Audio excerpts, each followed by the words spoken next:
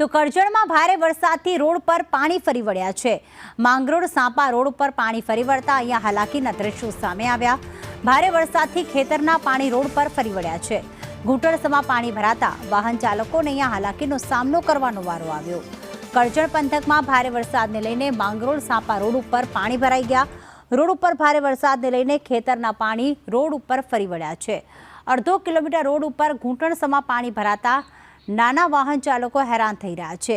સુનિલ જોડાઈ ગયા છે અમારી સાથે। સુનિલ, કરજણમાં કેવી સ્થિતિ છે હાલમાં?